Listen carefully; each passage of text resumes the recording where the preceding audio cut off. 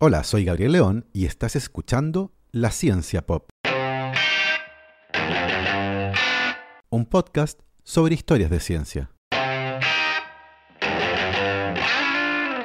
Existen ciertos sonidos que pueden tener un impacto emocional enorme e incluso alterar el comportamiento de los animales, humanos incluidos. En nuestro caso, esos sonidos han tenido también un impacto cultural al ser incorporados en películas para dotarlas de ciertas atmósferas. La historia de hoy es sobre esos sonidos y de cómo las autoridades suecas estuvieron 15 años en vilo atrapadas por un sonido que auguraba un ataque extranjero y cuyo misterio fue resuelto gracias a la ciencia.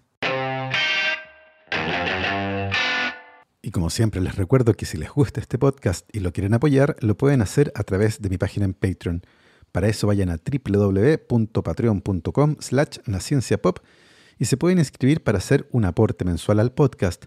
Agradezco como siempre los aportes de Manuel Morales, Fernando Rode, la familia Helfman von de Sauer, Giuseppe Carufo, Nicolás Martínez, Felipe Mazanes, Nicolás Cabello, Sandra González, Sebastián Umaña, Diego Torres, Eugenio Grasset, Carolina Valle, Berurín Yeco, Cristóbal Moene, la familia Serpa Rebolledo, Juan Berlinger, Pablo y Milesita Villalobos, José Mtanús, Ana María Alarcón, Rosario Calderón, Michael Cavalar, Adrián Cataldo, Matute Iconsu y Candelaria Pimentel.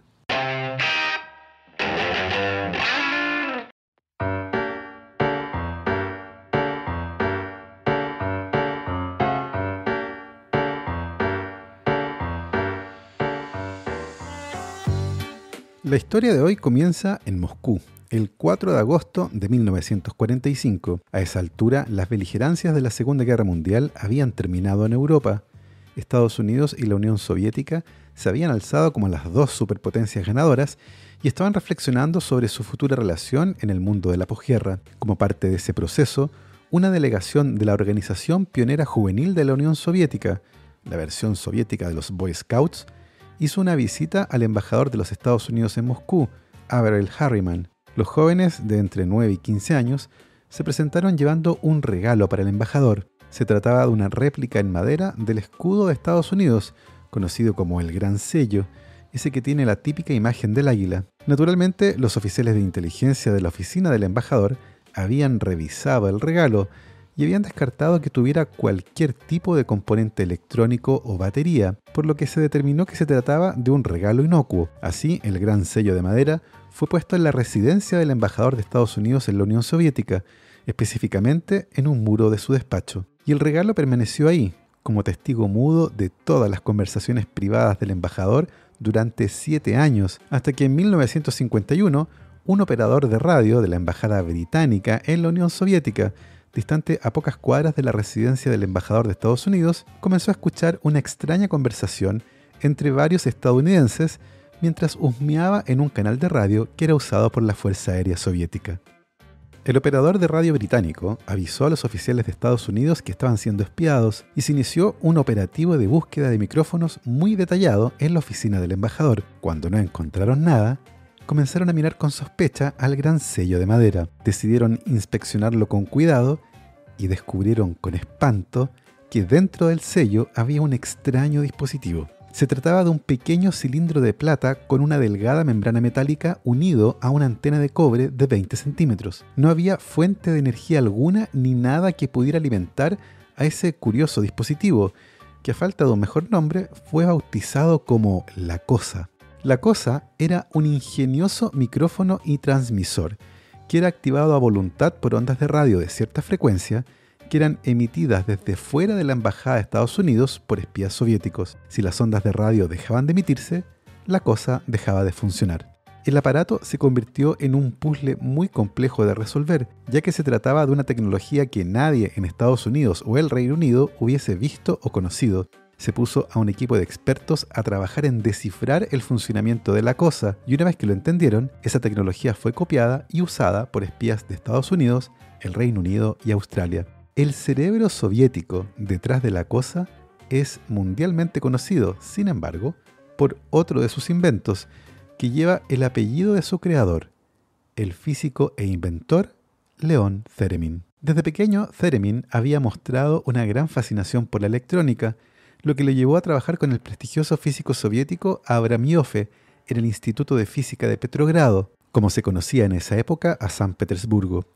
Trabajando ahí, Theremin creó un detector de movimientos, desarrollando la tecnología que se usa hoy en las alarmas de las casas. Un día, mientras trabajaba en su sistema de detección de movimiento para agregarle sonido, notó que el tono cambiaba si movía su mano cerca del aparato. En octubre de 1920 hizo una primera demostración, usando los mismos movimientos que utilizaba de pequeño cuando tocaba el cello. Perfeccionó ese aparato, que él llamaba heterófono, y luego salió de gira por Europa para vender las patentes de ambos aparatos, el detector de movimiento y el heterófono. En 1927 fue a Estados Unidos a dar a conocer estos inventos, pero se quedó allá durante 10 años. En 1938 volvió abruptamente a la Unión Soviética. Algunas versiones dicen que fue repatriado contra su voluntad, aunque él nunca lo aclaró. Lo cierto es que volvió directo a un gulag, un campo de prisioneros, donde fue forzado a trabajar en un laboratorio secreto del gobierno soviético. Ahí fue, por cierto, cuando desarrolló la cosa. Su invento más popular, el Theremin, como se le conoce en gran parte del mundo, se convirtió en uno de los primeros instrumentos musicales electrónicos y en el primero que se podía utilizar sin tener contacto físico con él. El Theremin se hizo muy popular en la segunda mitad del siglo XX y fue particularmente utilizado para generar atmósferas de misterio y sobresalto. Por eso es posible encontrarlo en algunas bandas sonoras de películas, como el clásico de 1951, El día que la Tierra se detuvo, o la más reciente, Mars Attack.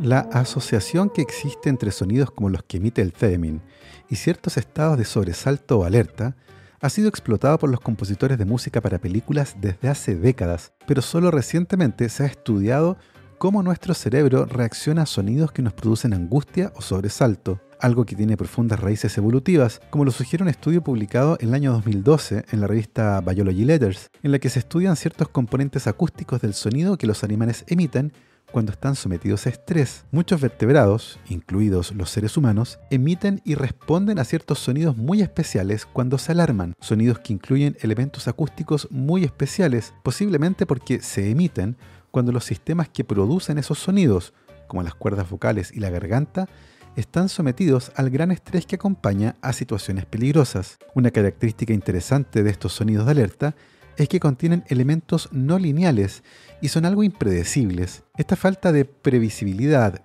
caos, saltos en el tono y potencia elevada hace que sea más difícil habituarse a ellos o ignorarlos, como de hecho lo demuestran investigaciones con llamados de alerta de varias especies animales, como suricatos o marmotas. Eso incluye también a los seres humanos, que responden de manera más eficiente al llanto de un bebé cuando éste contiene más elementos no lineales y caóticos. Así, entre más molesto sea el llanto de un bebé, más probable es que alguien le preste atención.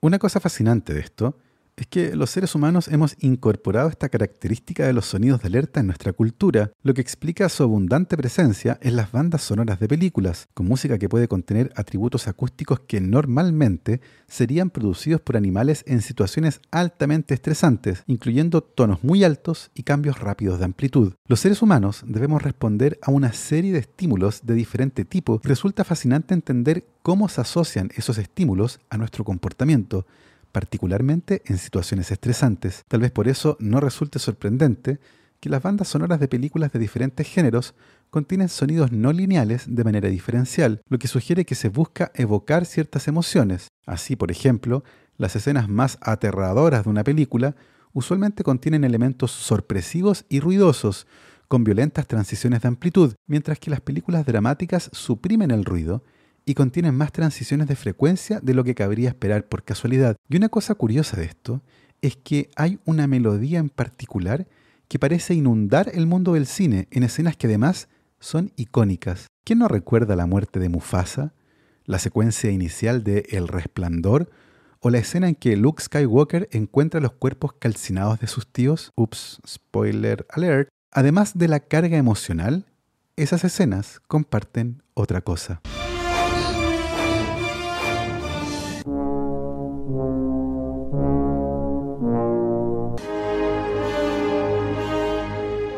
Esas 4 notas musicales están aparentemente por todas partes y las hemos asociado con la muerte desde hace 800 años. Esas 4 notas son parte de un canto gregoriano en latín que fue compuesto alrededor del siglo XIII y que se conoce con el nombre de Dies Irae. Y desde sus orígenes, este canto ha sido usado con un propósito muy especial: las misas fúnebres o requiem. Dies Irae son las primeras palabras de ese canto, y la melodía de 4 notas que la acompaña toma también ese nombre. Dies Irae puede ser traducido como el día de la ira, haciendo referencia al día del juicio final en la tradición católica, el día en que la tierra será destruida y algunos serán salvados, mientras que otros seremos condenados. No hay una respuesta clara sobre quién escribió originalmente Dies Irae, pero a medida que la influencia de la iglesia se extendió, también lo hizo este canto gregoriano. Pronto comenzó a aparecer en la música clásica, de la mano de artistas como Liszt, Mozart y Verdi, entre muchos otros compositores clásicos. En 1830, el compositor francés Louis-Hector Berlioz tomó prestadas las 4 notas del Dies Irae para incorporarla en su Sinfonía Fantástica, que trata sobre un hombre que sueña que la mujer que asesinó vuelve para atormentarlo convertida en una bruja. Ese movimiento en particular se llama El sueño de las brujas del Sabbat y transcurre en un cementerio, con el Dies Irae dominando la historia, una melodía que a esa altura ya estaba asociada a la muerte y oscuridad. Tal vez gracias a esa herencia cultural, Dies Irae fue usada en el cine para acompañar a las escenas más dramáticas, como ocurre por ejemplo en la influyente película Metrópolis de 1927. De esta forma, esas 4 notas quedaron como sinónimo de muerte y oscuridad en el cine, y el día de hoy es posible identificarlas en un centenar de bandas sonoras de películas, desde El Resplandor a Frozen 2. Alex Ludwig es profesor de artes liberales y musicólogo, y ha creado una lista con todas las bandas sonoras que ha podido encontrar en las que se puede oír el Dies Irae. A su juicio, hay 2 elementos que contribuyen a la popularidad de esta secuencia. Uno es netamente cultural, ya que el Dies Irae se ha usado desde hace mucho tiempo como referencia a la muerte, pero también podría haber un elemento asociado a la música en sí.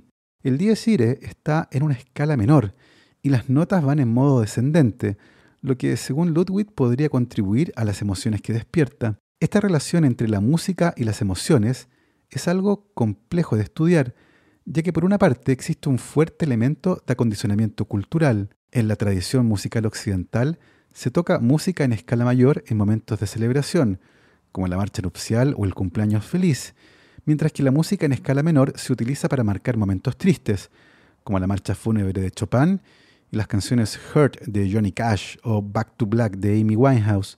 Así, estamos expuestos a esta asociación entre escalas y emociones desde que nacemos, por lo que no es de extrañar que reconozcamos a la música triste, incluso sin entender lo que dice la letra, solo por la forma en que suena. Alguien que no sabe inglés podría pensar que la canción Alone Again es alegre. Dicho eso, ¿podría haber algo más profundo en la música que desencadene nuestras respuestas emocionales más allá de las asociaciones culturales? En un interesantísimo estudio del año 2009, investigadores de Alemania, Canadá y el Reino Unido se hicieron esa pregunta y decidieron analizar a una población de nativos africanos de Camerún, conocidos como los Mafa, que no están expuestos a la música occidental. En uno de los experimentos, se investigó la capacidad de los Mafa de reconocer 3 emociones básicas: felicidad, tristeza y miedo, expresadas en la música occidental. Los resultados mostraron que pudieron reconocer las emociones asociadas a la música occidental de manera significativa, lo que sugiere que la expresión de estas emociones básicas en la música occidental puede ser reconocida universalmente. Una posible explicación para esta universalidad en la asociación entre la música y las emociones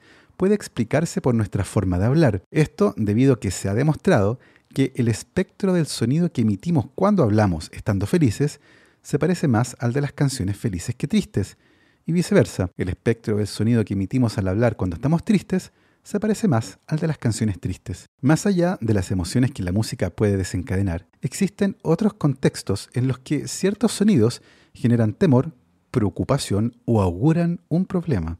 A la vuelta de esta pausa, les contaré una historia relacionada con eso y cómo un sonido misterioso tuvo en vilo a un país completo durante más de una década.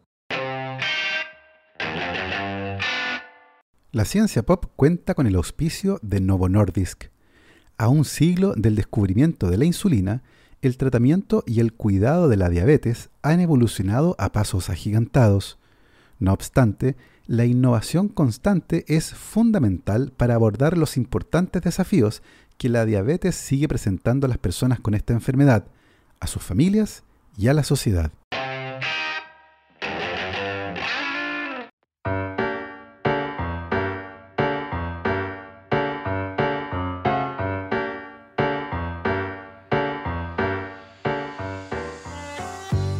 El 27 de octubre de 1981, a solo 10 kilómetros de la costa sueca y frente a la mayor base naval de ese país, encalló un submarino de clase Whisky.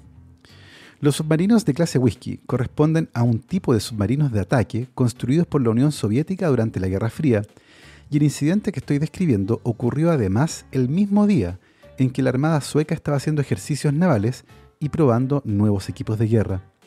La presencia de un submarino soviético en aguas suecas en plena Guerra Fría y justo en un día tan estratégico generó un conflicto de marca mayor entre esos países, más aún cuando se detectó la presencia de armamento nuclear en el submarino. El capitán del submarino explicó que se habían perdido luego de tener algunos problemas técnicos cuando encallaron en una roca, pero las explicaciones no parecieron convencer a los suecos. El incidente generó una gran tensión y finalmente, después de 10 días encallados y muchas negociaciones, los suecos lograron destrabar el submarino y lo escoltaron hasta aguas internacionales. El incidente es conocido internacionalmente como Whiskey on the Rocks. Para los suecos, la detección de un submarino soviético con armamento nuclear en sus aguas territoriales, en el momento en que hacían ejercicios navales, fue un llamado de alerta. Los soviéticos estaban espiando y la soberanía del país podía estar amenazada. El incidente de octubre de 1981 se convirtió en el primero de muchos otros que aparentemente también apuntaban a la presencia de submarinos soviéticos en aguas suecas. A veces el reporte de una estela de origen desconocido en el mar, la presencia de burbujas o una sombra que parecía un periscopio emergiendo en la superficie del mar era suficiente para que los suecos desplegaran rápidamente un operativo para tratar de detectar al submarino soviético que de seguro se había metido nuevamente a husmear en las costas suecas. Sin embargo, sin importar la velocidad de la respuesta, jamás pudieron dar con algún submarino invasor. Era un fantasma. En una ocasión llegaron a detonar casi 40 cargas submarinas en un intento desesperado por hundir al submarino invasor. Pero nada. Durante más de una década, el Estado sueco gastó millones de dólares en costosísimos operativos militares para dar con los submarinos invasores, pero nunca pudieron dar con uno de ellos. A esa altura, la actitud de los suecos rayaba en la paranoia, pero era evidente que había algo que se movía sigilosamente en sus aguas, algo que además emitía un sonido muy característico.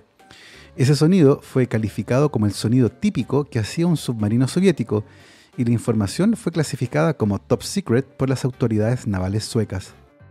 Para muchos, estar bajo el agua es sinónimo de silencio. Nada más alejado de la realidad. Muchos organismos marinos dependen de su sentido del oído para sobrevivir. El sonido es un medio de comunicación altamente eficiente bajo el agua y es la forma principal en que muchas especies marinas recopilan y entienden información sobre su entorno. Muchos animales acuáticos utilizan el sonido para encontrar presas, localizar parejas y dejar descendencia, evitar depredadores, guiar su navegación y localizar su hábitat, así como para escuchar y comunicarse entre sí. En el último siglo, las actividades humanas como el transporte marítimo, la navegación recreativa y la exploración de energía ha aumentado a lo largo de nuestras costas, mar adentro y en entornos oceánicos profundos. El ruido de estas actividades puede viajar largas distancias bajo el agua, lo que conduce a aumentos y cambios en los niveles de ruido de los océanos en muchos hábitats costeros y marinos. Estos crecientes niveles de ruido pueden afectar negativamente a los animales y ecosistemas oceánicos. Los niveles más altos de ruido pueden reducir la capacidad de los animales para comunicarse con parejas potenciales, otros miembros de su grupo, sus crías o compañeros de alimentación.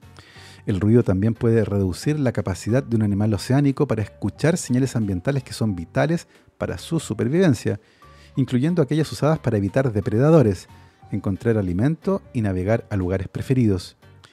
Una de las cosas interesantes al respecto es que el sonido viaja más rápido en el agua que en el aire. 4 veces más rápido para ser precisos, si la velocidad del sonido en el aire en condiciones típicas es de unos 340 metros por segundo, la velocidad del sonido en el agua es de unos 1480 metros por segundo. Pero el hecho de que el sonido viaje más rápido en el agua que en el aire solo plantea una interesante pregunta. ¿Por qué es tan difícil hablar con alguien que se encuentra bajo el agua? La respuesta es que el sonido se mueve muy mal cuando pasa del aire al agua. Cuando hablamos, emitimos ondas impulsadas por el aire que sale de nuestros pulmones, que pasa por las cuerdas vocales y la boca para adquirir las características típicas de las ondas sonoras cuando hablamos. Para que alguien que está bajo el agua nos pueda escuchar, las ondas sonoras tendrían que ir desde el aire hacia el agua, pero en ese escenario la mayor parte de las ondas sonoras rebotará en la interfaz entre aire y agua y muy pocas lograrán moverse por el agua. Si nuestros pulmones y vías respiratorias estuvieran llenos de agua, y si nuestras cuerdas vocales y pulmones estuvieran adaptados para funcionar saturados de agua, nos iría muy bien hablando bajo el agua, pero eso es algo que no deberían intentar. Las autoridades navales suecas habían estado poniendo hidrófonos, el equivalente submarino de micrófonos, por toda la costa sueca y habían logrado grabar el sonido típico de un submarino soviético. Cuando cayó la Unión Soviética, los suecos pensaron que estos paseos submarinos se detendrían, pero no fue así, y siguieron reportando un promedio de 30 incidentes por año. En 1994, el primer ministro sueco, Carl Bildt, decidió ponerle punto final al asunto y le escribió una airada carta al primer ministro ruso, Boris Yeltsin, quejándose por el permanente hostigamiento y paseos submarinos de los rusos en las costas suecas. ¡Basta! La respuesta de Yeltsin no se hizo esperar. No tengo idea de qué están hablando. Los suecos quedaron de una pieza. Había dos opciones: o los rusos estaban mintiendo o ellos estaban paranoicos. Demostrar que los rusos mentían era un ejercicio complejo, así que en 1996 las autoridades suecas decidieron partir por lo segundo. ¿Estaban paranoicos? En ese punto, 15 años después de iniciados los incidentes, decidieron hacer algo que probablemente debieron hacer el primer día. Decidieron llamar a los científicos. Específicamente, decidieron llamar a Håkan Westerberg, un experto en sonidos submarinos de origen biológico y probablemente una de las pocas personas en Suecia que podía ayudarles con lo que a esa altura era la única pieza de evidencia de los suecos, la grabación del sonido típico de un submarino. Un día de 1996, el teléfono en la oficina de Westerberg sonó, pero como no estaba en su oficina, el estudiante que trabajaba con él en esa época, Magnus Wahlberg, contestó la llamada. Era la Real Armada Sueca. Le explicaron a Wahlberg que querían ubicar a su jefe porque estaban formando un comité especial y ultra secreto para estudiar el incidente de los submarinos. Ambos estaban invitados a formar parte del comité, así que fueron llevados a una base naval subterránea cerca de Estocolmo y luego de caminar por varios túneles llegaron a una sala de reuniones en la que había otros científicos de diferentes disciplinas. En ese momento el oficial a cargo les dijo: «Damas y caballeros, ustedes son los primeros civiles que escucharán el sonido típico, el famoso sonido que durante 15 años había atormentado a la Armada sueca». Magnus Wahlberg estaba esperando escuchar algo parecido a lo que se escucha en las películas. Ya saben.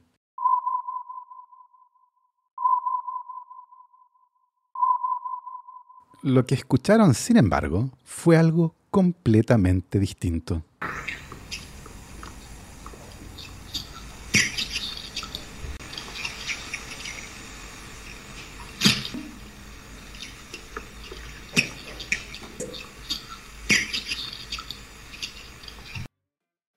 Al terminar la demostración, los oficiales navales a cargo miraron a su audiencia y les dijeron: «Eso que acaban de escuchar es lo que llamamos el sonido típico asociado a los incidentes de los últimos 15 años. Nos gustaría que nos ayudaran a determinar a qué corresponde». Magnus miró a su jefe y supo inmediatamente que ambos estaban pensando lo mismo. Ese sonido no lo hizo un submarino. El sonido, descrito por algunos como uno similar al que se produce cuando se fríe tocino, resultaba familiar para Wahlberg y Westerberg, y definitivamente era un sonido de origen biológico. Era el sonido de millones de pequeñas burbujas de aire reventando en el agua. ¿Qué animal podría estar causando eso en las costas suecas? La respuesta más probable para los dos científicos eran los arenques. Estos peces son muy característicos de la cocina sueca, ya que son muy abundantes en sus costas. Una cosa interesante de los peces en general es la presencia de una vejiga natatoria, que les permite cambiar la profundidad a la que nadan. Si la vejiga se llena de agua, el pez baja, pero si se llena de aire, el pez sube. La mayoría de los peces regula este intercambio gaseoso a través de la sangre y las agallas, lo que convierte este proceso en algo muy silencioso, pero los arenques son distintos. En el caso de estos peces, la vejiga natatoria elimina el gas a través de un canal que termina en el ano de los peces. Así, si un arenque necesita eliminar el aire de la vejiga natatoria, lo hará expulsando aire por el ano. Pequeñas burbujas de aire que, multiplicadas por los millones de arenques en un cardumen, pueden producir bastante ruido. Esa era al menos la hipótesis que Wolver y Westerberg tenían.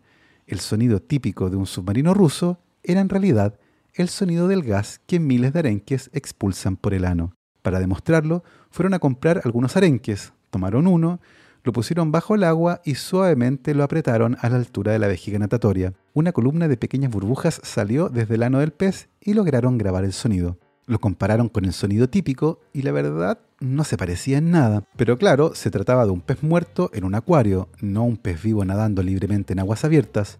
Fueron luego a grabar el sonido de un arenque nadando en el mar, pero tampoco se parecía. Finalmente decidieron ir en un bote pesquero y ponerse sobre un cardumen de arenques. Ahí bajaron el hidrófono y grabaron el sonido que hace un cardumen de arenques cuando elimina el aire de la vejiga natatoria por el ano.